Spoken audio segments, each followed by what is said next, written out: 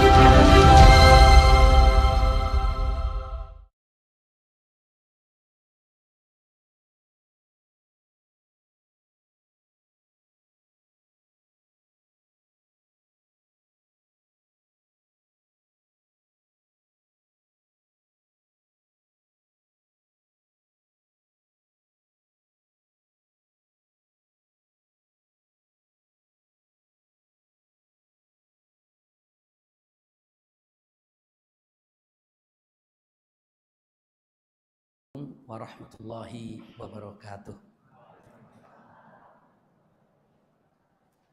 Alhamdulillahirabbil alamin wa bihi nasta'inu ala umuri dunya waddin wassalatu wassalamu ala sayyidina Muhammadin nabiyil ummi wa ala alihi wa ashabihi wa man tabi'ahu bi ihsanin ila yaumiddin, amma ba'du. Allahumma la sahla illa ma ja'altahu sahla wa anta taj'alul hazna idza syi'ta sahla. Allahumma inna nas'aluka hubbaka wa hubba man ahabbaka wa hubba amalin yuqarribuna rahmatika ya arhamar rahimin. Amin ya rabbal alamin. Alhamdulillahirabbil alamin. Mudah-mudahan i'tikaf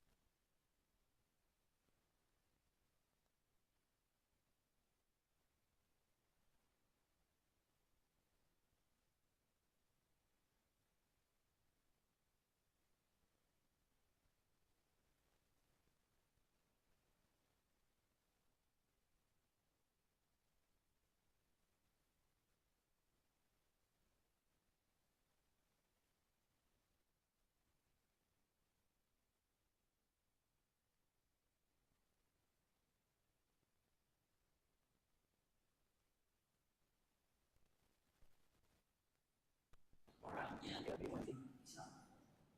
Tapi lama-lama bergaul, makin lama justru semakin lama kita teman, maka kita makin menemukan kekurangannya.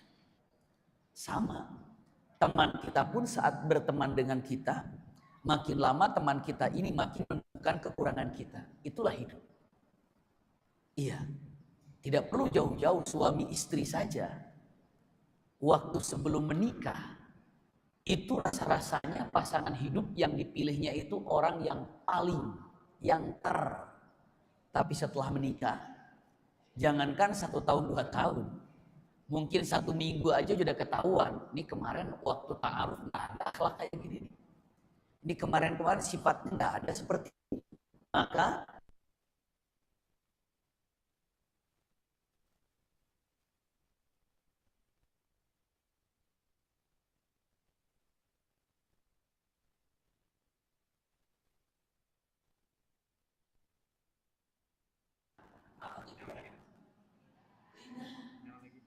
lagi pacaran maupun dan bahasanya yang dilihat itu keindahan, kebaikan.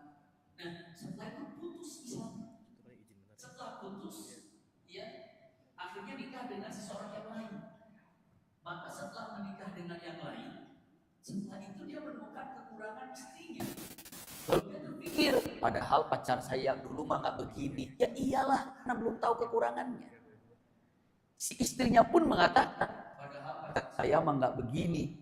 Kok suami saya begini? Iya, lagi pacaran tidak pernah memperlihatkan kekurangan, semuanya akan diperlihatkan. Itu adalah kelebihan. Tapi kalau semakin dekat, maka kekurangan itu semakin nampak.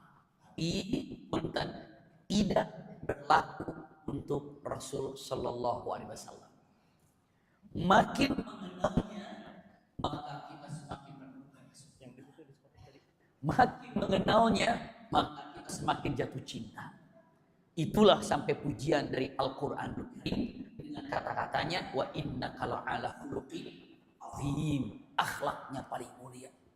Sampai bukan hanya sekedar itu pujian dari Allah Subhanahu wa taala, indah dalam Al-Quran, semua sering mendengarnya, laqad kana lakum fi rasulillahi uswatun hasanah, contoh yang paling baik. Karena kalau disampaikan dan dilihat, semakin mengenal Rasulullah, semakin tahu tentang perjalanannya, semakin menemukan kesempurnaannya, dan kita pasti semakin jatuh cinta.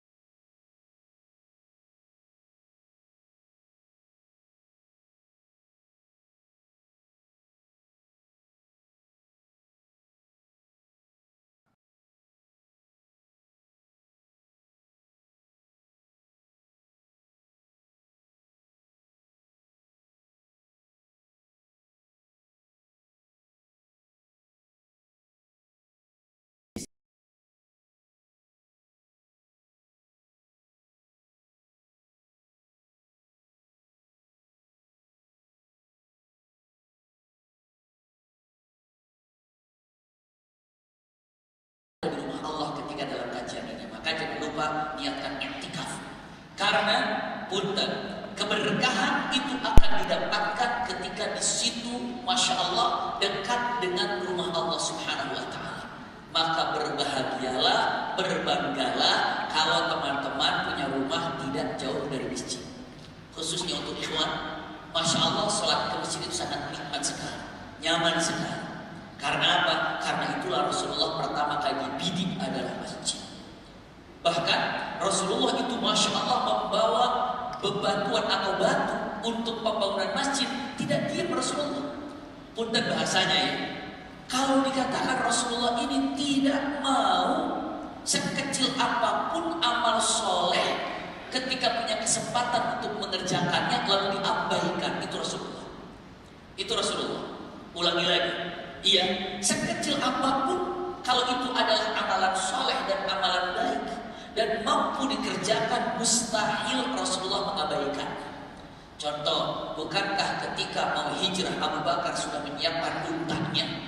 Lalu Rasulullah mengatakan berapa harganya? Kata Abu Bakar mengatakan free, silahkan ambil, ini sudah kami siapkan. Apa kata Rasulullah? Bal bithaman, dengan harga wahai Abu Bakar, karena ini adalah hijrah. Saya ingin mendapatkan pahala hijrah sempurna.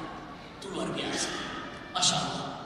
Begitu sampai ke kota Madinah pun apa yang didapatkan? Ini adalah untuk masjid. Ketika siap untuk ditanya, ini masjid punya siapa? Tanahnya punya 2 anak yatim. Kata Rasulullah, berapa harganya? Saya beli. Orang itu mengatakan, yang tanggung jawab terhadap anak yatim, ya Rasulullah, kalau ini memang untuk masjid, silahkan ambil saja. Rasulullah kata, tidak, bal bisaman, dengan harga.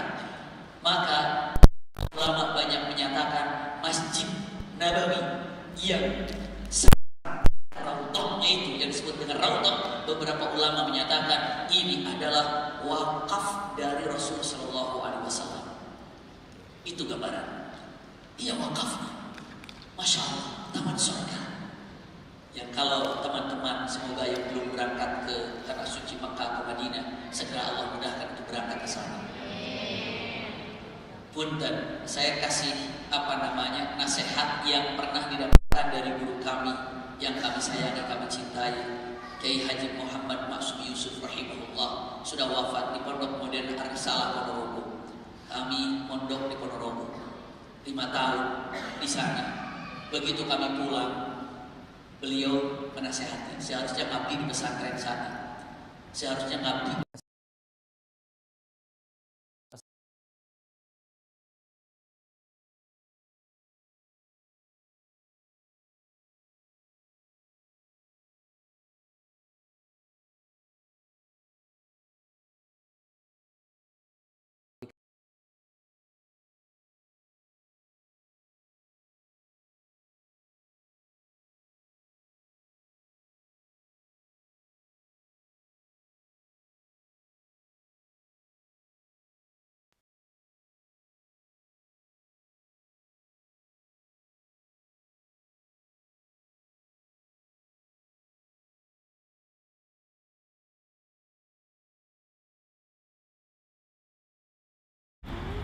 Jadikan aku bisa melaksanakan ibadah haji. Jadi beliau berpesan, mulai hari ini jangan pernah lupa doa setiap sholat agar Allah memberikan kemudahan untuk melaksanakan ibadah haji. Dari situ tidak pernah berhenti berdoa, ya Allah, saya ingin melaksanakan ibadah haji. Ya Allah, saya ingin melaksanakan ibadah haji. Itu kita selesai tahun 95. Tidak pernah putus doa. Alhamdulillah 97 haji pertama. Dari 97 haji pertama dan tetap saja berdoa ingin melaksanakan ibadah haji punten tahadus bin nikmah. Bukan untuk apa-apa. Ini hanya untuk menyampaikan kepada teman-teman dahsyatnya doa. Dari 97 sampai 2000 berapa sekarang? 2026 berarti kemarin 2025 sampai 2025 tidak pernah putus haji kecuali zaman Covid saja. Berarti berapa itu hitung hajinya? Bingung saya juga berapa itu.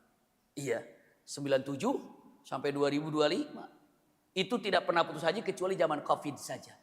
Selain itu haji. Kenapa? Doa itu dahsyat. Walaupun kita sudah haji, sudah umrah. Tanya teman-teman yang sudah berangkat ke Mekah. Iya, ada bosannya nggak berangkat ke Mekah? Tidak. Bosan ke Madinah? Tidak. Kenapa? Memang Al-Quran sudah mengatakan begitu. Al-Quran mengatakan wa idh ja'alallahu al-baita mathabatan linnas. Jadi mathabatan linnas, Ka'bah ini dijadikan mathabatan linnas. Kalau teman-teman buka terjemahan, masabatan linnas itu artinya kiblat. Iya. Tapi kalau lihat daripada ahli tafsir, masabatan linnas itu artinya adalah setiap Anda mengunjunginya, maka rindunya makin nambah. Semakin sering berkunjung, maka rindunya makin besar. Hari ini teman-teman rindu ingin ke Mekah. Berangkatlah ke Mekah, rindu itu terobati. Tapi begitu pulang ke Indonesia, rindu itu lebih dahsyat lagi daripada rindu sebelum berangkat. Misalnya sekarang rindunya 100%. Berangkat ke Mekah, pulang dari Mekah, iya, nanti rindunya jadi 200%. Berangkat lagi ke Mekah, terobati 200%. Begitu pulang lagi ke Indonesia, rindunya ada 300%. Kullama zada zarahu zada hubbuhu. Setiap sering berkunjung, maka cintanya makin nambah. Itulah gambaran. Maka usikum wa iyaya nafsi bitaqwallah. Doa. Ya Allah, ingin melaksanakan ibadah haji. Allah ingin melaksanakan ibadah haji. Sempat ragu ketika kami selesai dari Universitas Ummul Qura untuk pulang. Kita tawaf wada bersama istri. Saya hanya berdoa, dumatan ya Allah, saya nggak tahu lagi nih karena selesai udah sekolah udah selesai, nggak tahu lagi kesini itu harus bagaimana. Tapi doa tetap ingin selalu datang ke tanah suci Makkah atau Madinah. Pulang dari Makkah itu nyampe ke Tasikmalaya, waktu masih tinggal di Tasikmalaya. Subhanallah, itu 3 bulan ternyata ada lagi mengatakan, ini ada yang mau berangkat umroh tapi ingin diantarnya sama antum. Masya Allah. Saya bilang baru 3 bulan sudah ada yang mengantar. Setelah itu selesai lagi. Tiba-tiba waktu punten ya ini ada yang mau haji tapi bisa nggak bimbingnya? Haji lagi. Masya Allah. Jadi kalau digambarkan itu bukan karena apa-apa. Doa. Ulangi lagi. Doa. Jadi kalau teman-teman sekarang jangan pernah meremehkan doa. Jangan pernah meremehkan doa. Jangan pernah mengucilkan doa. Mintalah kepada Allah karena Allah yang memerintahkan itu dan Allah pasti kabulkan itu. Doa. Ya Allah, berikan kemampuan untuk melaksanakan ibadah haji. Bisa, yakin dengan doa itu. Bismillah. Itu yang pertama. Iya, doa. Masya Allah. Doa segala-galanya. Mau apapun doa itu penting sekali karena ini perintah dari Allah dan doa itu bagian daripada ibadah. Jadi begitu nanti teman-teman masuk ke Raudhah, Masya Allah. Amin ya Rabbal Alamin. Tiba di sana akan merenung, ya Allah, ini adalah masjid yang pertama kali yang di Rasulullah bangun karena karpetnya berbeda ataupun dikurung, ditutup gitu ya. Bukan hanya itu, ternyata di situ tempat majlis taklimnya Rasulullah. Ternyata di situ tempat para sahabat ngumpulnya, musyawarahnya. Rasulullah musyawarah perang Uhud, Rasulullah musyawarah perang Khandaq, di situ semuanya. Rasulullah menyelesaikan permasalahan umat di situ tempatnya. Para sahabat ngumpul. Jadi kalau teman-teman pas masuk ke Raudhah bisa dipastikan ketika kita duduk di Raudhah bisa saja tempat di mana kita duduk Rasulullah pernah duduk di tempat itu. Allahu Akbar. Ketika kita sujud di Raudhah bisa saja kening kita ini bertepatan di mana kening Rasulullah sujud di situ. Makanya orang berebut dengan Raudhah itu bukan apa-apanya. Tapi apa? Memang di situ luar biasa. Walaupun dengan mengatakan kalau saya doa di Raudhah dengan doa di Masjid Nabawinya tidak di luar Raudhahnya sama saja. Sama-sama secara pahala tetap 1000 daripada 1000 kali lipatnya. Iya. Tapi punten usikum wa iyaya nafsi bitaqwallah. Kalau dengan mengatakan ucapannya tapi ketika dikatakan Raudhah itu adalah taman surga. Berarti seakan-akan Anda minta di situ seakan-akan berada di sorga. Kalau ada orang yang mohon di sorga, jangankan meminta, baru berangan-angan saja Allah sudah kabulkan. Sorga. Ini nanti kata Ali bin Abi Thalib radhiyallahu an, kalau kita di sorga, terus ngelihat burung terbang, dalam hati gini nih, lihat burung terbang, ini kayaknya enak nih, burung nih kalau dipanggang. Subhanallah. Tiba-tiba fasaqata masyuyan, burung itu akan jatuh dan siap saji dalam keadaan terpanggang. Itu di sorga. Kenapa dikatakan di situ Raudhah? Karena predikatnya saat Anda memohon di situ, ibaratnya seperti memohon di sorga yang mustahil Allah abaikan. Itulah yang ada. Subhanallah. Itu Raudhah. Masya Allah. Dan punten, Rasulullah pertama kali mendirikan masjid. Begitu Rasulullah dirikan masjid di sana, ada satu hal yang luar biasa. Apa yang terjadi? Masjidnya kan tidak bangunan megah seperti ini zaman-zaman dulu itu. Batu ditumpuk mungkin dengan tanah. Iya, karena memang Madinah untuk pembangunannya seperti itu. Lalu dengan tiang-tiang pohon kurma. Lalu dengan kurma, daun-daun kurma yang kering untuk menahan daripada panasnya, gitu ya. Tiba-tiba Rasulullah mengatakan ini. Ketika masalah dalam hadis tentang Dajjal, Rasulullah katakan ini. Apa kata Rasulullah? Madinah itu tanah suci. Mekah juga tanah suci. Tanah haram. Iya, dimaksud dengan tanah haram, mungkin teman-teman akan bertanya, kenapa Mekah tanah haram, Madinah tanah haram? Maksud tanah haram itu artinya adalah haram didatangi oleh orang-orang kafir. Jadi orang kafir itu haram untuk menginjakkan kakinya di sana. Dalam Al-Quran dengan tegas mengatakan ucapannya bagaimana? Innamal musyrikuna najas. Sesungguhnya orang musyrik itu najis. Tidak ada kata-kata lebih kasar, lebih galak kecuali kata-kata najis. Najis di sini bukan jasadnya, tapi akidahnya. Tidak mengesahkan Allah itu najis. Innamal musyrikuna najas. Lihat, fala yaqrabul masjidal haram ba'da amihim hadza. Mulai hari ini, pada waktu turunnya firman Allah Subhanahu wa taala ini, dilarang orang kafir untuk masuk ke tanah suci ini. Maka disebutlah tanah haram. Haram bagi orang yang tidak beriman masuk di sana. Maka diukurlah ke sebelah timur berapa, sebelah selatan berapa, diukur. Pun sama, Madinah pun disebut tanah haram. Haram orang kafir masuk sana. Berarti ada tanah haram, ada tanah halal. Kalau batasan tanah halal, orang kafir masih bisa masuk di sana. Dan kata Rasulullah punten, nanti setelah itu ibu bapak bisa cek di Google ataupun di Google Earth-nya. Punten. Ini Rasulullah bilang gini nih. Kata Rasulullah, Dajjal itu akan berdiri di Uhud, gunung Uhud. Karena Uhud ini adalah gunung yang memang posisinya tidak berada di tanah haram. Gunung Uhud. Tapi Dajjal nginjek gunung Uhud, berada di gunung Uhud. Saya ingin tanya dulu. Pernah dengar gunung Uhud kan? Nanti insya Allah ada pertempuran perang Uhud. Insya Allah ada perang Uhud. Insya Allah 8 pertemuan lagi insya Allah. Untuk masuk ke perang Uhud. Iya. Nah punten. Uhud ini adalah gunung yang nanti akan bisa dilihat di surga. Tapi ada yang unik teman-teman. Rasulullah kalau mau pergi meninggalkan Uhud, meninggalkan Madinah, suka melihat gunung Uhud. Dan beliau katakan, Assalamualaikum ya Uhud, anta jabalun fil jannah, anta jabalun tuhibbuni wa ana uhibbuka au kama. Ataupun ketika Rasulullah datang menuju kota Madinah, baru datang dari mana masuk kota Madinah, langsung ke Uhud mengatakan, Assalamualaikum ya Uhud. Iya. Anta jabalun fil jannah, engkau adalah gunung yang ada di surga. Anta jabalun tuhibbuni, engkau adalah gunung yang mencintaiku. Wa ana uhibbuka, dan aku pun mencintaimu. Itu sering Rasulullah katakan itu. Sering Rasulullah katakan. Ternyata, Masya Allah, ulama-ulama yang sekarang ini mungkin kira-kira tahun 90-an. Rahasia apa? Rasulullah selalu bilang, kau adalah gunung mencintaimu dan aku pun mencintaimu. Begitu dipotret dari atas, Uhud ini mengukir kata-kata apa?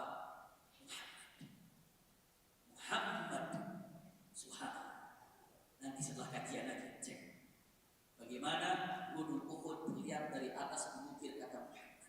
Ini dari tahun 90-an sudah disampaikan. Ingat mungkin zaman, kalau nggak dulu zaman Harun Yahya itu loh, lagi rame-rame segala macam penelitian-penelitiannya. Nggak tahu ya, teman-teman ingatnya itu ya. Tapi yang jelas dengan mengatakan ini adalah tentang yang namanya ijaz daripada mukjizat yang nampak, ijazul ilmi gitu ya. Apa yang disampaikan Rasulullah SAW bahwa kamu adalah gunung yang mencintaiku, aku mencintaimu, ternyata terukir Muhammad. Nah Dajjal kenapa pilih Uhud untuk berdiri? Karena tahu di situ tulisannya Muhammad, dia ingin menginjaknya. Berdiri di Uhud, diinjak Uhud ini oleh siapa? Dajjal. Dan Dajjal nggak bisa masuk ke kota Mekah. dan tidak bisa masuk ke kota Madinah. Iya. Subhanallah. Lalu Dajjal itu menunjuk ke Masjid Nabawi. Kata Rasulullah, Dajjal berdiri di Uhud. Wa yushiru ila masjidi hada. Terus dia menunjuk ke masjidku ini. Lalu dia katakan, kata Dajjal, Dzaka qasru abyad li Muhammad. Artinya ada, itu istana putih miliknya Muhammad. Kata siapa itu? Dajjal. Dajjal sambil nunjuk ke Masjid Nabawi, itu istana putih miliknya Muhammad. Gitu ya.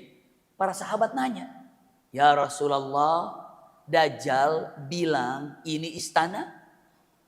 Ini istana? Karena masa istana kayak gini gitu. Dajjal bilang ke istana. Apa kata Rasulullah?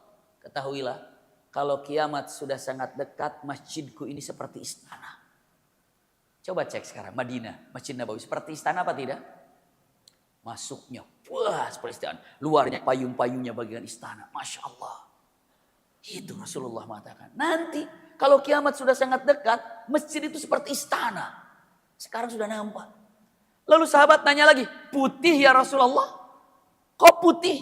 Apa kata Rasulullah? Kalau seandainya kiamat sudah sangat dekat, masjidku ini nampak putih. Tolong nanti setelah kajian. Dari Google Earth itu, zoom ke bawah, dekatin terus ke bawah, terus ke bawah, ke bawah, ke bawah. Nanti ada 2 titik yang putih. Tolong dekati lebih dekat lagi, ternyata itu Mekah dan Madinah. Madinah itu terlihat putih itu dari atas. Masuk. Itu adalah tentang apa? Madinah Al-Munawwarah. Maka Rasul mendirikannya. Setelah berdiri masjid ini, lalu Rasulullah, Masya Allah, Tabarakallah. Saya ingin disampaikan, iya, untuk selanjutnya di tahun pertama Hijriah. Rasul pertama bikin masjid. Kenapa? Ini tempat kumpul, ini tempat musyawarah. Kenapa? Karena tidak ada tempat kumpul yang paling hebat kecuali di waktu sholat. Dan itu di masjid dikumpulkan. Zuhur kumpul, asar kumpul, maghrib kumpul. Masya Allah. Kami punya dosen yang luar biasa, kalau mau ketemu, bukan dosen, rektor gitu ya. Rektor di universitas itu. Ummul Qura. Jadi kalau mau jumpa, itu kalau mau ketemu di kantornya susah. Maksudnya apa? Lewat ini, antri, belum lagi ada tamu. Yang paling mudah mahasiswa menemukan di mana? Di masjid. Di masjid. Karena nggak ada tempat masjid itu khusus sejadah rektor, khusus sejadah wakilnya, khusus siapapun yang duluan di situ.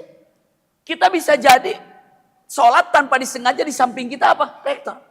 Kita bisa sholat tanpa disengaja di samping kita ini ternyata dekan. Kita bisa sholat di samping kita ternyata adalah ulama, syekh bisa jadi. Subhanallah. Itu luar biasa. Kita nggak tahu. Kita pernah sholat di Masjid Ibtisam, Ajiziyah. Begitu kita sholat, Allahu Akbar, sudah selesai gitu. Selesai sholat, Assalamualaikum warahmatullahi wabarakatuh, duduk. Beliau juga duduk, tapi kita nggak lihat kiri kanan. Begitu selesai, kenapa?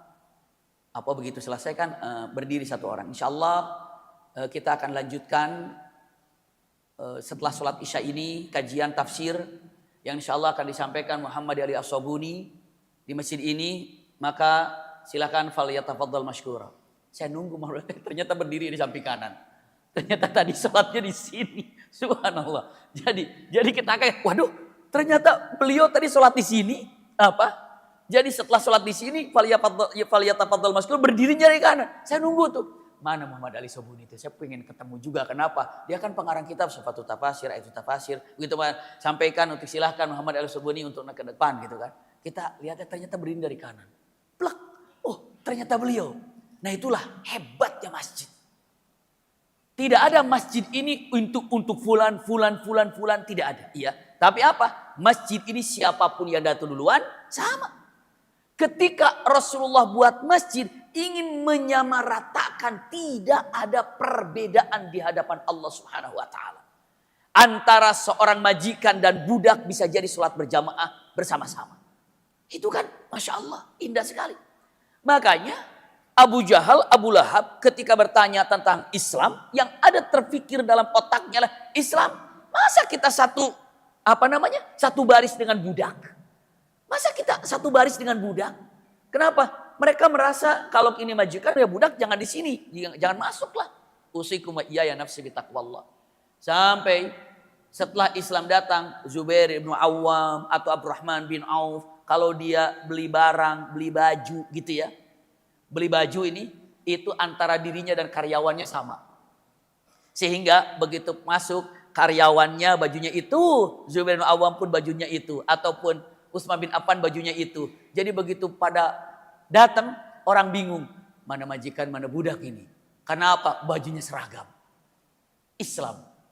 Masjid itu untuk menyamaratakan tanpa ada perbedaan. Maka pertama kali dibidik adalah masjid.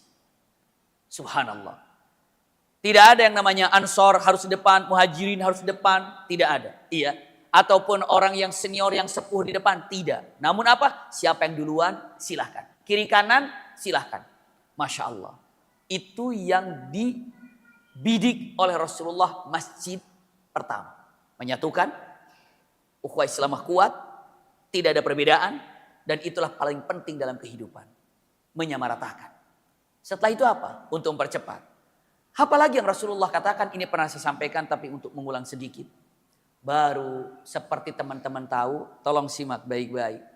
Sebelum Rasulullah datang ke kota Madinah, antara Aus dan Khazraj ini selalu apa? Berperang. Bertikai. Selalu berperang. Selalu berperang. Berperang. Selalu begitu. Maka kalau teman-teman bertanya, khutbah pertama kali yang Rasul sampaikan di Masjid Nabawi. Ulangi lagi. Khutbah pertama kali yang Rasulullah sampaikan di Masjid Nabawi itu apa? Ilqaul muhadhar ataupun menyampaikan khutbah pertama kali Masjid Nabawi. Rasulullah katakan apa? Ayuhan nas. Iya. Ini dari Abdullah bin Salam diriwayatkannya. Ayuhan nas, kata Rasulullah SAW. Pertama mengatakan afsus salam. Sebarkan keselamatan, sebarkan cinta, sebarkan sayang. Ini khusus sebenarnya kepada Aus dan Khazraj. Hentikan pertikaian, hentikan permusuhan, afsus salam, sebarkan keselamatan. Artinya, wahai Khazraj, berikan keselamatan, ketenangan, ketentraman kepada Aus. Wahai Aus, berikanlah keselamatan, ketentraman kepada Khazraj. Afsus salam. Damai. Itu Aus dan mereka paham itu. Mereka paham. Ketika mengatakan afsus salam, Aus dan Khazraj tahu ini adalah untuk kami. Aus dan Khazraj agar tidak berperang. Afsus salam. Itu pertama. Yang kedua apalah? Wasilul arham. Sambung silaturahim. Maksudnya adalah Ansor dan Muhajirin. Wasilul arham. Artinya apa? Ikat silaturahim antara Muhajirin dan Ansor. Masya Allah. Yang ketiganya. Wa at'imut ta'am. At'imut ta'am itu beri makanan. Maksudnya apa? Tolong ya Ansor, Muhajirin ini datang dari kota Mekah meninggalkan segala-galanya. Nggak bawa apa-apa. Maka tolong bantu dia. Wa at'imut ta'am. Beri makanan kepadanya. Subhanallah. Beri makanan. Yang terpenting makanan terlebih dahulu. Dikasih tempat nggak dikasih makan mah ya nggak bisa tidur juga. Wa at'imut ta'am. Beri makanan. Itu untuk Rasulullah pesan kepada Ansor. Untuk memberi makanan kepada Muhajirin. Lalu yang keempatnya adalah coba apa dengan mengatakan ucapannya wasallu billail atau sallu billaili wan nasu niyam. Salatlah tengah malam saat manusia tertidur. Maksudnya apa? Hubungan dengan Allah tolong jaga, jangan tinggalkan qiyamul lail. Jadi nasihat qiyamul lail itu Masya Allah menggelegar awal khutbah Rasulullah di kota atau di Masjid Nabawi. Masya Allah. Awal khutbah di Masjid Nabawi. Lalu yang kelimanya mengatakan baru hasilnya tadkhulul jannah bisalam, maka kalian masuk surga dengan tentram, dengan aman, dengan nyaman. Jadi khutbah pertama kali Rasulullah mendamaikan Aus dan Khazraj, mengikat Muhajirin dan Ansor untuk membantu Muhajirin ke Ansor. Lalu apalagi? Untuk beribadah kepada Allah Subhanahu wa taala. Ini khutbah pertama kali Rasulullah di kota Madinah. Masya Allah. Berarti apa? Kalau bapak, ibu, teman-teman semuanya. Masya Allah. Iya. Menjadi pemimpin. Menjadi apa? Menjadi seseorang yang berpegang kepada punya peraturan. Apakah jadi direktur kah? Perusahaan kah? Pemimpin di perusahaan. Pemimpin di mana? Tolong pegang itu. Caranya adalah apa? hentikan persengketaan kalau memang ada di antara anggotanya selalu bersengketa. Afsus salam. Wasilul arham, sambung silaturahim. Atimut to'am, bantu orang yang tidak mampu. Hubungan dengan Allah, dengan mengatakan sallu billaili wan nasu niyam. Selanjutnya kalian bisa masuk surga dengan kunci Rasulullah ketika di kota Madinah 4 kunci. Maka setelah khutbah itu baru Rasulullah hendak menyatukan muhajir dan ansor persaudaraan. Maka dengan kata-kata ucapan ukhuwah Islamiyah. Ini tahapan-tahapan dilakukan Rasulullah. Masjid dia menyamaratakan, menguatkan tanpa ada perbedaan. Setelah itu apa? Damaikan Aus dan Khazraj. Lalu apa lagi? Sambung silaturahim muhajir dan ansor. Wahai ansor, tolong muhajirin, kalian hubungan dengan Allah. Jangan lupa. Setelah itu apa? Persaudaraan. Masya Allah. Disaudarakan. Bagaimana cara menyaudarakan yang menjadikan persaudaraan? Dikatakan matan amrul mu'akhatu bainal muhajirin wal ansor. Begitu selesai, Rasulullah katakan, sekarang tolong lihat, wahai ansor, lihat kanannya, lihat kirinya. Muhajirin, lihat kanan, lihat kirinya. Apabila ansor melihat muhajirin, dari muhajirin melihat ansor, ta'anaku, maka berpelukanlah, dan itu adalah saudara kalian. Innamal mu'minuna ikhwatun. Sesungguhnya orang mukmin itu bersaudara. Jadi konsep selanjutnya adalah memberikan ukhuwah yang kuat. Maka disitulah Al-Quran mengatakan, apa bunyinya? Dengan lau anfaqta ma fil ardi jami'an ma allafta baina qulubihim walakinnallaha allafa bainahum. Simpan baik-baik. Allah ingin mengatakan, ya Rasulullah, aku yang telah mengikat cintanya muhajirin ke ansor dan cintanya ansor ke muhajirin dan cinta mereka kepadamu dan cinta engkau kepada mereka, iya, yang menanamkan cinta itu Allah, kata Allah. Allahu allafa baina qulubi, Allah yang telah mengikat cinta mereka. Kenapa? Karena kalau kita seakan-akan Allah ingin menyampaikan, jika engkau ya Rasulullah membayar muhajirin untuk mencintai ansor, membayar ansor untuk mencintai muhajirin, itu tidak akan pernah terjadi cintanya sesejati, seindah cintanya yang terjadi saat ini muhajirin dan ansor. Kenapa? Karena Allah yang telah mengikat cinta itu. Walakinnallaha allafa baina qulubihim. Allah yang telah mengikat cinta itu. Tidak usah jauh-jauh teman-teman, simpan baik-baik. Kita kembali dalam tadi kata-kata cinta ini. Rasulullah saja, Rasulullah ini ketika menikah dengan Siti Khadijah, Rasulullah itu selalu bersyukur kepada Allah, ya Allah terima kasih, engkau telah menjadikan cintaku untuk Khadijah dan engkau telah menjadikan cinta Khadijah untukku. Kenapa? Karena Rasulullah tahu yang membuat Rasulullah cinta kepada Siti Khadijah itu siapa? Allah. Dan yang membuat Siti Khadijah mencintai Rasulullah itu siapa? Allah, itu dia. Makanya laki-laki juga tidak kepedean, ya dia jadian sama aku ganteng, banyak lebih ganteng dari Anda. Lalu perempuan, ya udahlah, dia kan suka sama saya cantik, lebih cantik dari Anda juga banyak. Terus kenapa? Tapi Allah yang telah menanamkan cinta itu. Kok dia bisa cinta saya? Kok saya bisa cinta dia? Jawabannya apa? Allah menanamkan cinta itu. Maka punten, kalau dalam masalah hubungan suami istri, Allah awali dengan kata-kata apa? Wa min ayatihi. Biasakan kalau ada orang pernikahan, diawali baca qori'nya itu baca surat apa itu? Surat apa itu? Ar-Rum. Ya. Dengan bunyinya wa min ayatihi an khalaqalakum min anfusikum azwaja, gitu kan. Dari tanda-tanda kekuasaan Allah, dari tanda-tanda keagungan Allah. Punten ya. Punten. Kalau Allah sudah mengatakan wa min ayatihi, dari tanda-tanda keagungannya, Allah ingin mengatakan ini keagunganku, tidak ada manusia ikut-ikutan di dalamnya. Itu aku yang berkuasa, kata Allah. Maka tolong cek baik-baik dalam ayat ini. Kalau teman-teman baca begitu menemukan wa min ayatihi, pasti ada sesuatu yang memang hanya Allah saja yang mengaturnya tanpa ada makhluk ikut-ikutan. Contoh, wa min ayati khalqus samawati wal ardh. Dalam surat itu juga dari tanda-tanda keagungan Allah, Allah ciptakan langit dan bumi. Saya tanya, ada yang kasih ide kepada Allah bagaimana Allah ciptakan langit dan bumi? Ada? Ada yang bantu Allah ciptakan langit dan bumi? Tidak. Maka Allah katakan, wa min ayatihi. Wa min ayatihi manamukum billail. Dari tanda-tanda kekuasaan aku, kekuasaan Allah. Allah jadikan kalian tidur di malam hari. Itu kekuasaan Allah semuanya. Saat kita tidur, siapa yang jaga ruh kita? Gak ada, cuma Allah. Ini kalau kita punya handphone atau punya CCTV di rumah, khusus untuk pribadi saja, biar untuk ngoreksi saja, nyalain CCTV, setelah itu tidur, pagi-pagi tolong lihat, direkam saat kita tidur gimana.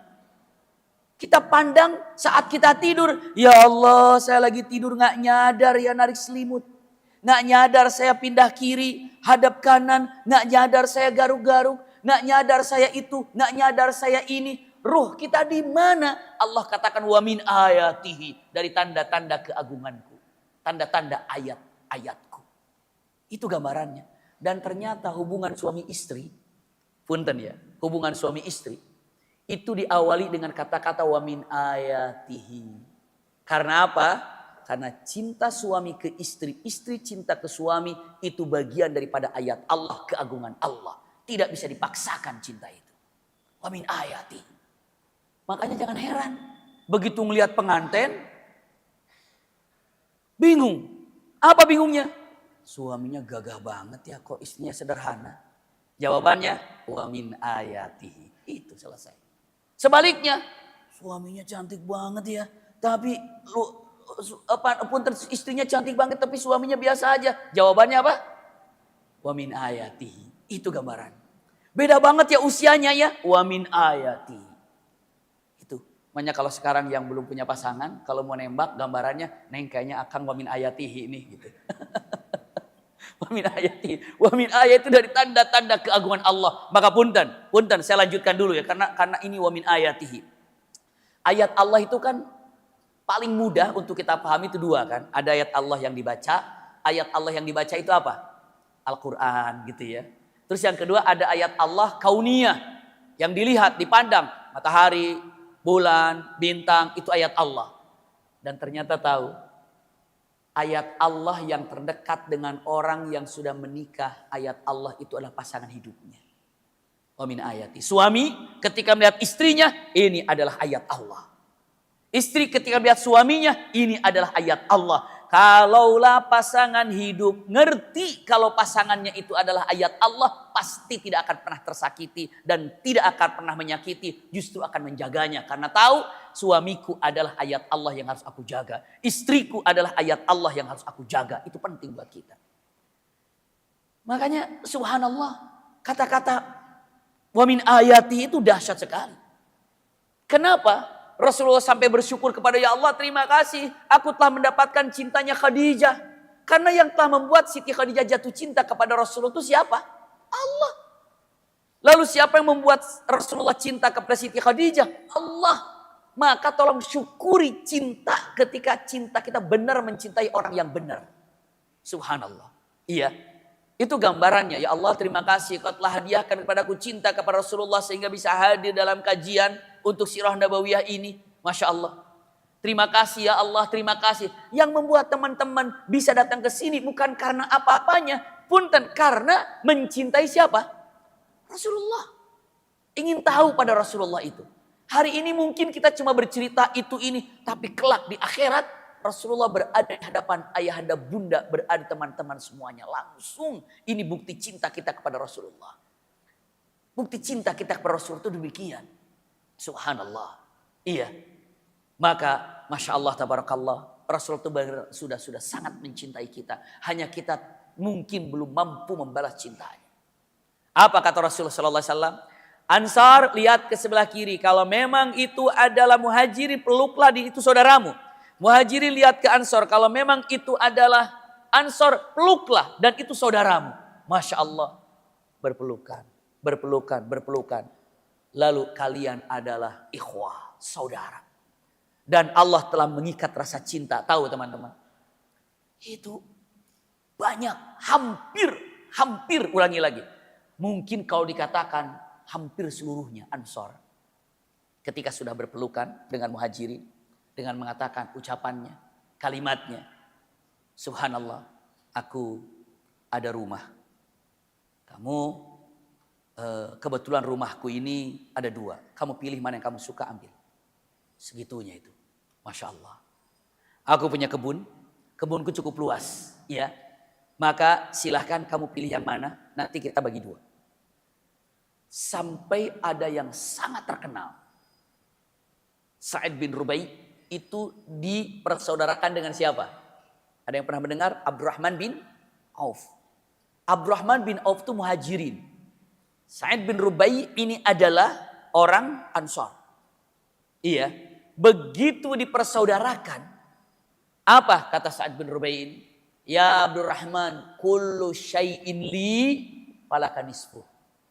Waduh, kayaknya gak ketemu. Adik kakak, sedarah, sedaging pun sulit. Apa namanya? Mau sulit sama susah jadi sulah. Ngomongnya ya. Sulit dan susah untuk menemukan hal ini. Apa kata-katanya? Wahai Abdurrahman, apapun yang aku miliki nih, setengahnya untukmu. Apapun yang aku miliki, setengahnya untukmu. Apapun yang aku miliki. Aku punya toko, maka setengahnya untukmu. Aku punya rumah, setengahnya untukmu. Aku punya kebun, setengahnya untukmu. Apapun, setengahnya untukmu. Sampai punten. Sampai punten. Sampai kata-katanya, aku punya istri lebih daripada 1, mana kau yang suka, aku akan cerai. Segitunya itu. Saking cintanya kepada muhajirin. Subhanallah. Usikum wa iyaya nafsi bitaqwallah. Ketika dengan mengucapkannya. Bayangin ya, kalau misalnya ada orang baik gitu. Taruhlah bapak ini atau ibu ini ataupun teman-teman hijrah. Hijrah ke satu tempat, tiba-tiba orang tempatan, pokoknya apa yang kamu miliki setengahnya untukmu. Aku punya mobil 2, silahkan kamu ambil 1. Atau aku punya mobil 4, 2 untukmu. Aku punya rumah 2, 1 untukmu. Aku punya kebun misalnya 3, silahkan kamu ngambil yang mana. Kira-kira teman-teman mau bagaimana jawabannya? Mau diambil apa enggak kira-kira? Iya, saya juga ambil sih kayaknya. Gak usah cerita-cerita. Ya, manusia pasti diambil. Terima kasih gitu kan. Terima kasih. Iya betul begitu, terima kasih. Ya namanya juga kalau kan gak ada kan. Iya gak ada. Ya andai kata jadi kalau ngelamun tuh kadang-kadang jadi apa ya. Jadi tenang juga kadang-kadang. Kita itu bukan ngelamun. Husnudzon, suatu peristiwa itu. Ingat waktu ngelamun itu saya bersahabat waktu kuliah itu bersahabat dengan orang Cina, orang dari Beijing gitu ya. Satu lagi orang dari Nigeria. Kita berteman dekat, 3 orang ini sahabat deketan gitu. Satu kamar kita itu. Belajar bareng, itu bareng. Kalau namanya gaji dari sekolah itu kadang-kadang mukafahah disebutnya telat. Nggak tanggung-tanggung, telatnya itu kadang-kadang 3 bulan nggak turun-turun duit itu. 3 bulan nggak dapat gajian. Iya. Makanya yang namanya mahasiswa untung aja, kan ada libur Jumat Sabtu, Kamis Jumat liburnya. Nah di Kamis Jumat itu kita ya cari travel yang perlu untuk guide gitu ya. Atau yang perlu dorong gitu kan lumayan tuh. Dorong kalau lagi dorong tawaf sa'i dulu tuh ya 100 real, 150 real gitu ya. Dorong tawaf sama sa'i itu.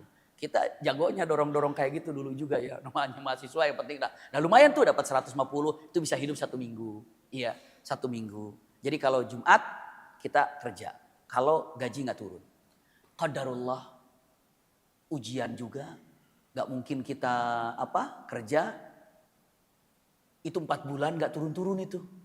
Gaji itu. Bertiga lagi jalan. Tiba-tiba orang Nigeria ngomong gini. Sahabat kamu. Aduh. Coba ya. Kalau pas lagi jalan kita nemui uang 1.000 real aja. Kalau kita nemu uang 1.000 real aja. Waduh mungkin kita bisa happy lah. Bisa makan gitu kan enak nih. Saya bilang iya mudah-mudahan ada. Terus si orang Nigeria nanya lagi. Kamu ke saya nanya. Kalau ada 1.000 real kamu mau diapain? Saya bilang saya mau beli kambing.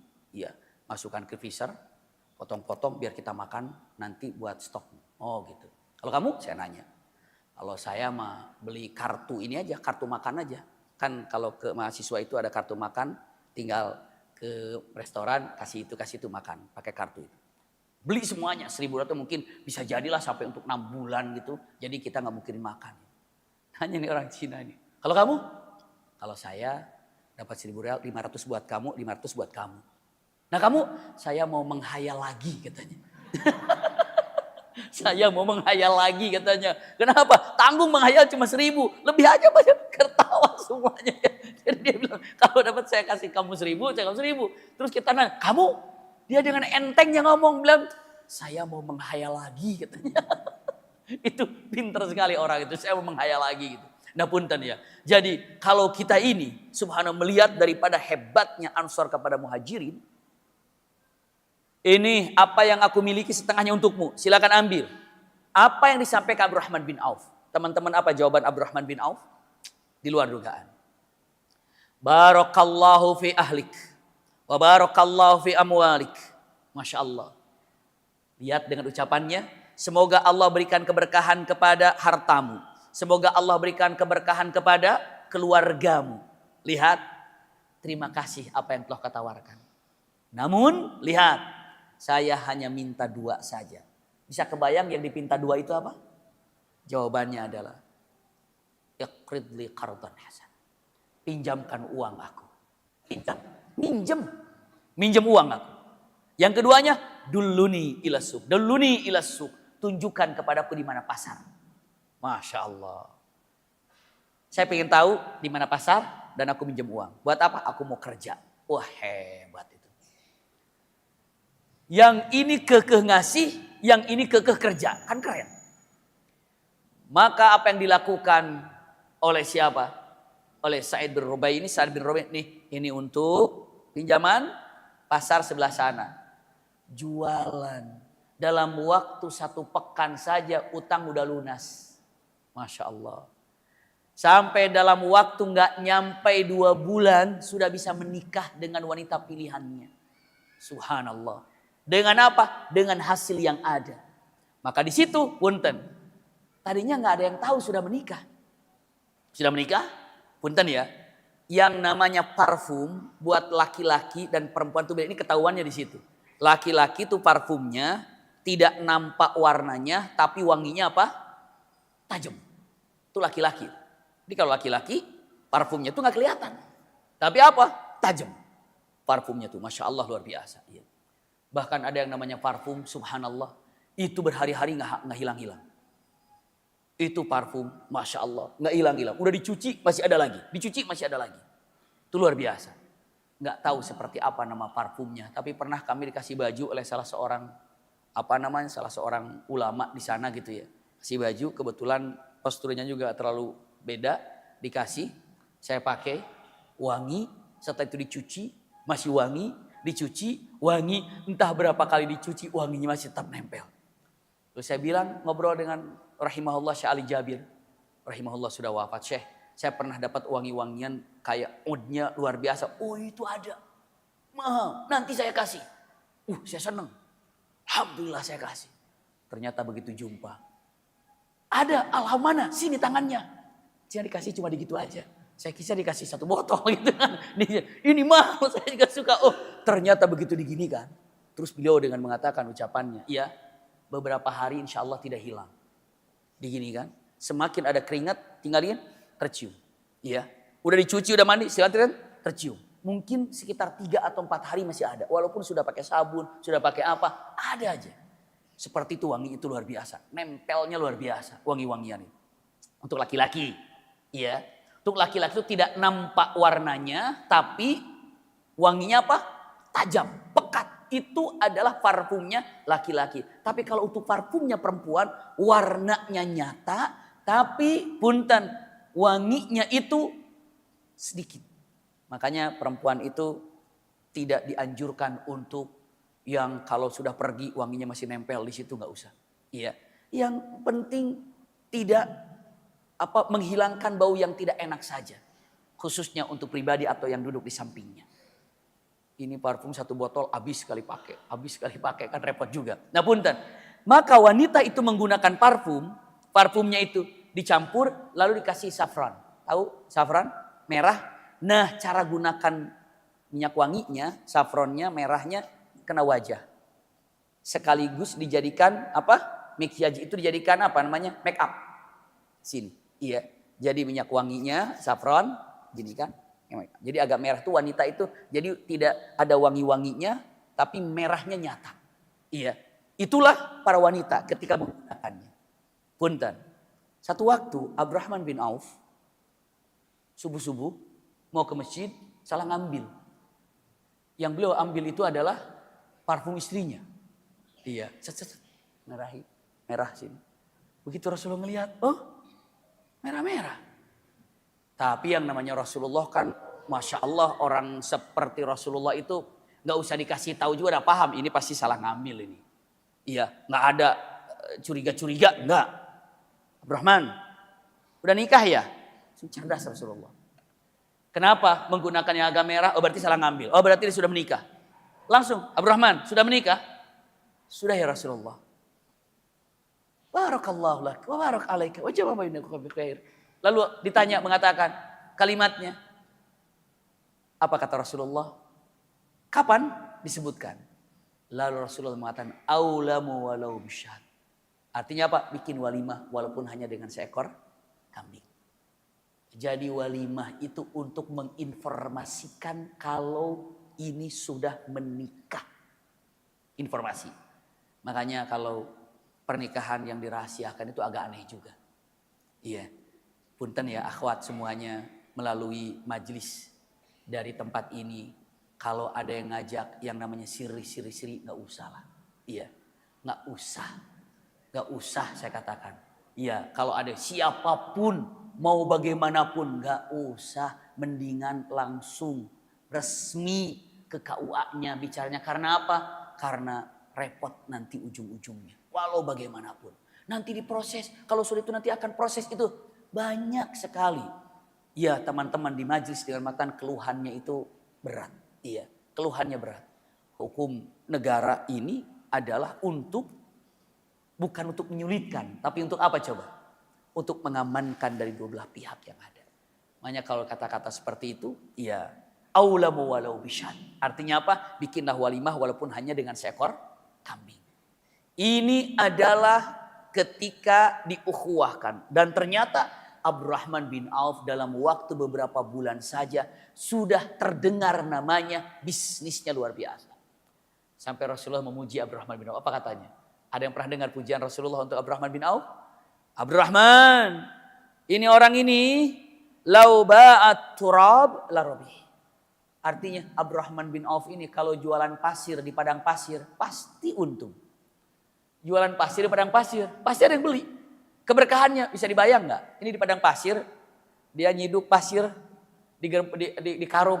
Saya jualan pasir, ayo silakan saya beli. Pasti ada yang beli. Padahal tinggal nyiduk aja pasir banyak di situ. Abdurrahman ini kalau jualan pasir di padang pasir, insya Allah laku. Kenapa? Keberkahannya itu. Makanya teman-teman kalau mau jualan, mau apa, nggak usah khawatir. Allah memberikan rizkinya itu. Saya selalu mengungkapkan punten, iya. Jangan khawatir tentang masalah hidup. Bahasanya. Jangan dilupakan kata-kata ini ya. Teman-teman, jangan terlalu fokus untuk memikirkan bagaimana caranya hidup. Karena kehidupan itu sudah diatur oleh Allah Subhanahu wa taala. Rizki sudah diatur. Tapi tolong pikirkan karena ini tanggung jawab kita bagaimana caranya pulang. Itu dia. Kalau kita terlalu fokus memikirkan bagaimana caranya hidup, padahal sudah diatur hidup kita ini oleh Allah. Kita sudah diatur rizkinya, sudah diatur kehidupannya. Yang harus kita lebih tajamkan lagi bukan berpikir bagaimana caranya hidup, tapi tolong pikirkan bagaimana caranya pulang. Ini pulang tuh mau bagaimana? Pulang tuh mau seperti apa? Pulang tuh mau pakai apa? Saya selalu mengungkapkan, mungkin pernah disampaikan di tempat ini. Teman-teman kalau seandainya selesai kajian ini, punten, selesai kajian ini, insya Allah nggak ada yang tidur di masjid kan? Semua pada pulang kan? Sekarang saya tanya, udah kebayang nggak teman-teman mau pulangnya pakai apa? Udah kebayang nggak? Udah kan?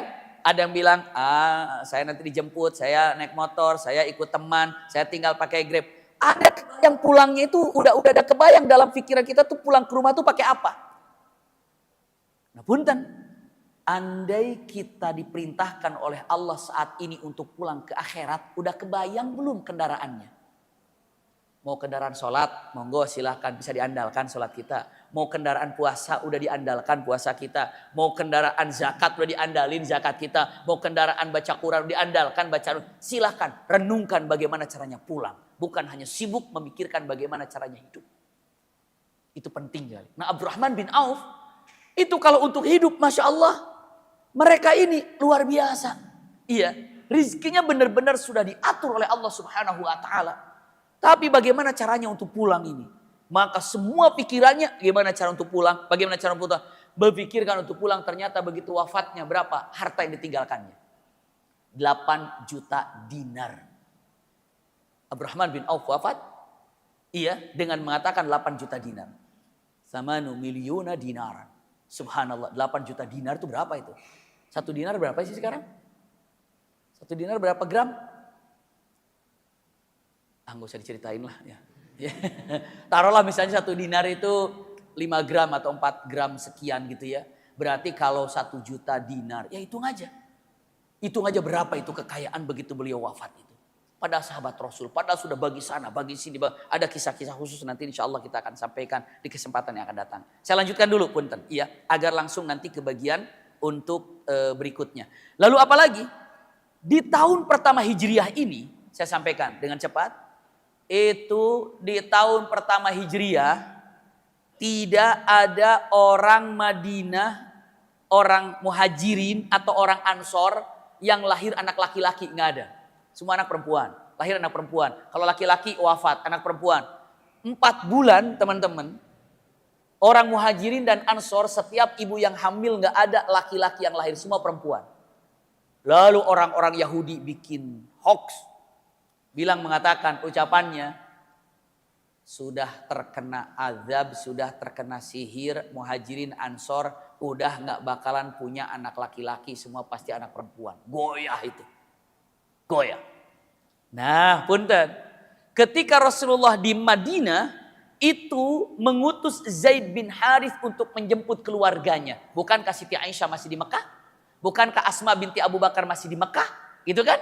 Maka dijemputlah Asma binti Abu Bakar ketika berangkat menuju ke Madinah dalam keadaan hamil. Berarti teman-teman bisa memastikan Asma binti Abu Bakar ketika ngasih makanan Rasulullah ke Jabal Sur, Asma binti Abu Bakar lagi apa? Lagi hamil. Lagi hamil itu. Jalan naik ke gunung, nyimpan makanan, turun lagi sampai bolak-balik itu. Itu lagi hamil. Nah begitu sampai ke kota Madinah, lahirlah Asma binti Abu Bakar melahirkan dan anaknya adalah laki-laki. Siapa? Abdullah bin Zubair. Putranya Zubair bin Awam. Zubair bin Awam itu nikah dengan Asma binti Abu Bakar. Masya Allah.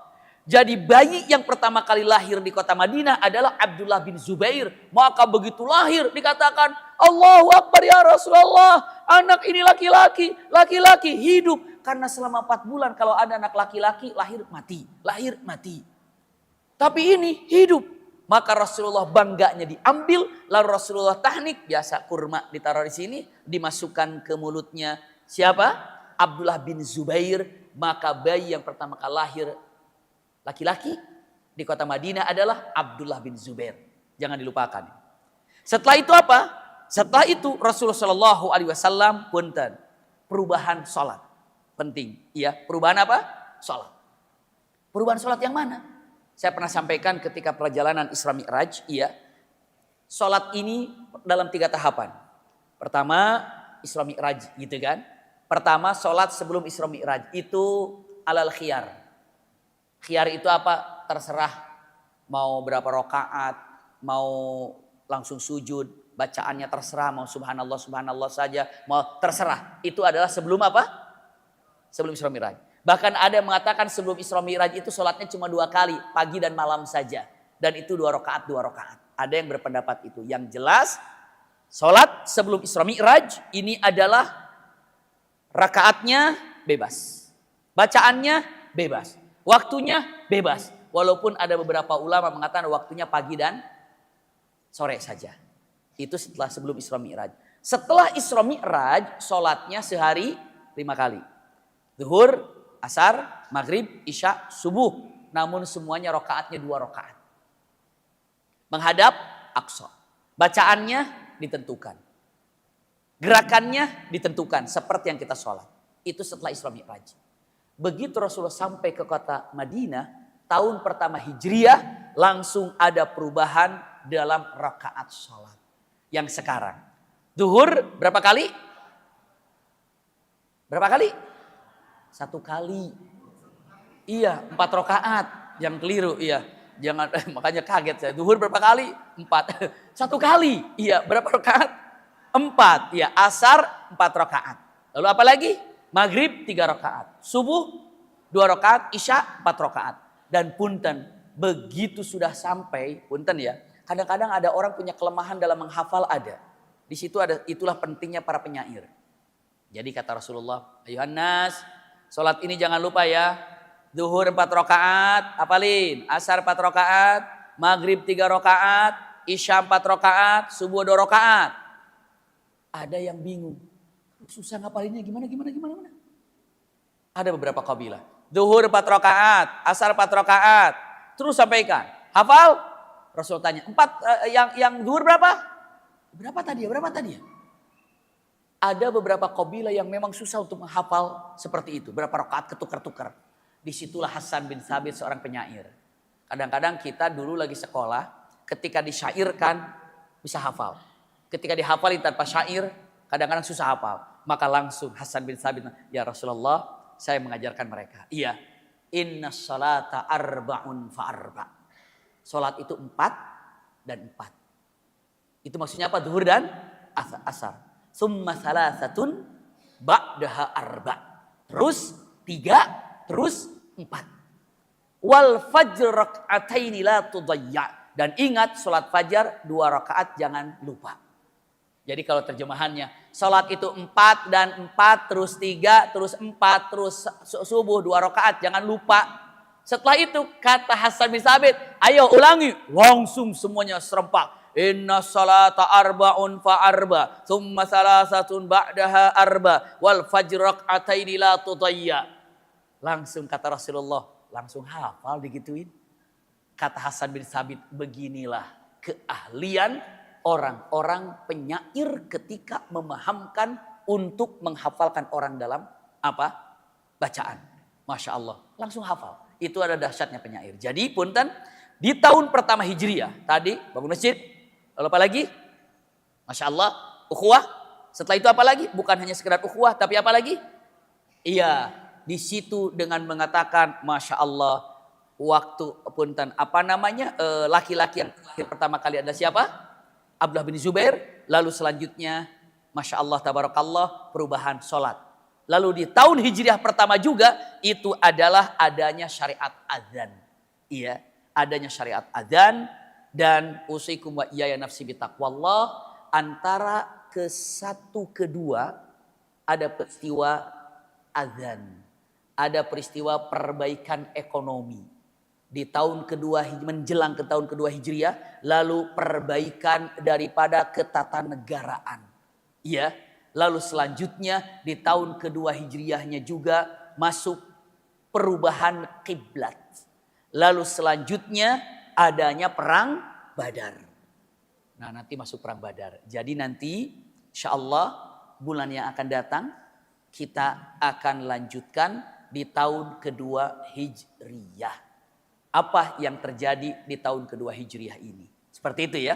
Jadi insya Allah yang akan datang di tahun kedua Hijriah. Tadi posisi tahun pertama Hijriah. Tahun kedua Hijriah diantaranya nanti ada perang Badar sebagai muqaddimahnya. Dan nanti juga akan disampaikan tentang piagam Madinah itu apa. Karena sekarang Rasulullah tempat sudah ada, masyarakat sudah ada, pimpinannya Rasulullah, yang dipimpinnya itu adalah ada. Maka sahlah menjadi sebuah negara. Karena kalau Sayyid Qutb mengatakan negara itu syaratnya diantaranya satu, ada ardul mustaqillah, tempatnya ada. Lalu ada yang namanya masyarakatnya, ada yang memimpin dan ada peraturan. Maka Rasulullah langsung mengukuhkan ini adalah Madinah Al-Munawwarah. Seperti itu ya. Insyaallah mudah-mudahan kesempatan datang kita akan jumpa lagi melanjutkan di tahun kedua Hijriah. Jazakumullah khair ala husni istimaikum. Silakan. Oke, teman-teman, Bapak Ibu dan kakak-kakak sekalian, jadi sudah kita dengarkan paparan satu tausiah dari Ustaz tentang tahun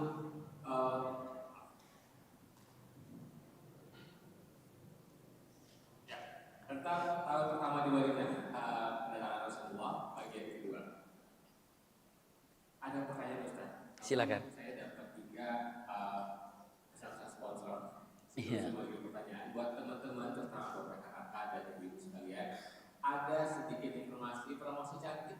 Ternyata diskon 20%. Jadi buat tanya untuk hari ini aja. Jadi setelah ini bila teman-teman ingin hadir ke boothnya cantik ada di luar sana, silakan ada diskon 20% hanya untuk hari ini. Oke, itu pesan sponsor Ustaz. Untuk ini ada pertanyaan ada dua pertanyaan Ustaz yang sudah ditanyakan dari peserta. Ini dia.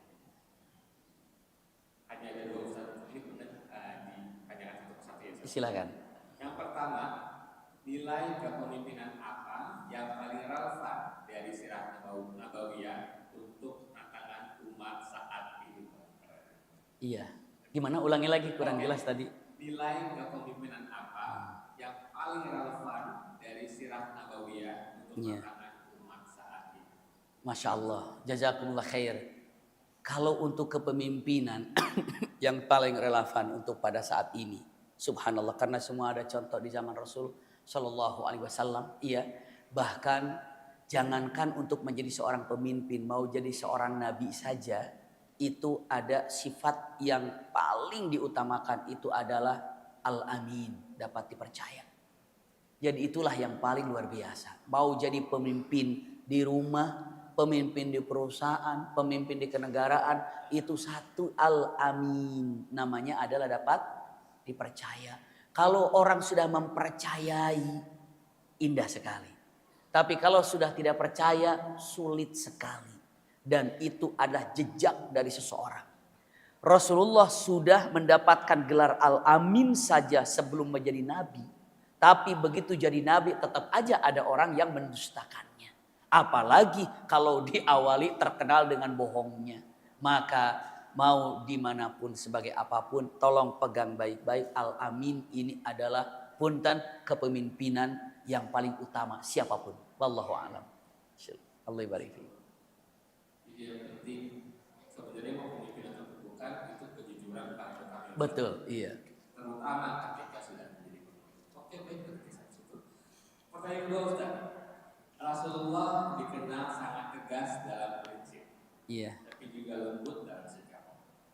Dalam sirah Nabawiyah, bagaimana beliau menyeimbangkan ketegasan serta kasih sayang, terutama saat berhadapan dengan orang yang menyakiti beliau atau mungkin yang pernah menyakiti beliau.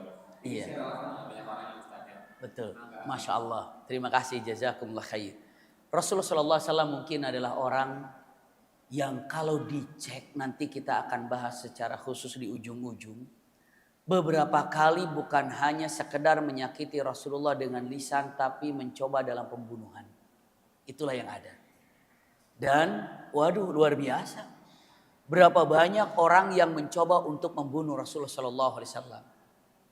Dan pernah Rasulullah dihina, dicacinya. Bagaimana cara menghadapinya dalam masalah ini? Rasulullah itu tidak pernah membenci siapapun yang menyakitinya. Tapi kalau sudah mengusik kepada agama, baru Rasulullah bergerak. Tapi kalau dihina cara pribadinya, Rasulullah aman aja, silakan aja, nggak ada masalah. Itulah. Tapi punten, yang tidak ridho siapa? Sahabatnya. Sahabat yang bergerak. Makanya Umar bin Khattab kalau ada orang menghina Rasulullah dengan ucapan atau apa, Umar bin Khattab mengatakan, ya Rasul da'ni aqta'u nuqah. Ya Rasul izinkan saya memenggal lehernya. Ya Rasul izinkan saya memenggal lehernya. Itu apa? Umar bin Khattab. Tapi apakah Rasulullah? Ayo, laksanakan. Tidak. Apa kata Rasulullah? Jangan. Kenapa? Karena ini tentang kepribadiannya. Bahkan Rasulullah mengatakan, kalau seadanya ada, kalau termasuk orang munafik, siapa? Abdullah bin Ubay bin Salul. Kalau Abdullah bin Ubay bin Salul itu dibunuh, gitu ya, padahal sudah hak dan layak untuk terbunuh. Apa kata Rasulullah? Dengan mengatakan, nanti orang akan bilang Muhammad membunuh sahabatnya. Jangan. Jadi sangat berpikir panjang, dan Rasulullah tidak pernah ada rasa dendam kepada siapapun. Contoh yang paling hebat, ini mungkin sebagai ikhtitam contoh yang ada, ketika Rasulullah futuh Mekah. menaklukkan Mekah. Di depannya orang-orang yang mengusir Rasulullah, menghina Rasulullah, ingin membunuh Rasulullah, terus memerangi Rasulullah, sekarang berada di depannya. Rasulullah dengan gagahnya mengatakan, "Ma dhannukum inni fa'ilun bikum." Menurut kalian, apa yang pantas hukuman untuk kalian yang akan aku berikan? Semua itu orang-orang kafir saat itu mengatakan, ini pasti dibunuh, pasti ini qatl, pasti terbunuh. Cuma jawabannya, daripada nggak jawaban, Suhail bin Amr jawab gini, yang saya tahu engkau baik ya Muhammad, maka pasti keputusannya pasti baik. Apa kata Rasulullah? Dengarkan. Kalian yang ingin membunuhku, kalian yang selalu menghinaku, kalian yang ingin selalu menyerangku, hari ini kalian berada di tanganku, maka dengarkan keputusanku, antum tulaqa, kalian bebas dan kalian aku maafkan. Subhanallah. Apa yang mereka dengar? Langsung mereka katakan, kaget. Saking kagetnya, dia langsung mengatakan, asyhadu alla ilaha illallah wa asyhadu annaka Muhammadan abduhu wa rasul. Kalau sifat pendendam, dengki itu bukan bagian daripada sifat yang dianjurkan Rasul Shallallahu Alaihi Wasallam. Dan punten ya, kalau masih ada dendam, hidup tidak pernah aman. Tapi kalau kita sudah memaafkan, hidup ini akan menjadi tenang. Ketidaktenangan hidup kita adalah karena kita ada dendam. Satu. Yang kedua, karena kita ada iri. Itulah yang membuat hidup kita tidak tentram. Kalau tidak ada dendam, karena memaafkan, tidak ada iri karena saling mencintai, maka hidup ini tentram. Ulangi lagi, ketentraman sirna karena dua hal. Satu, dendam.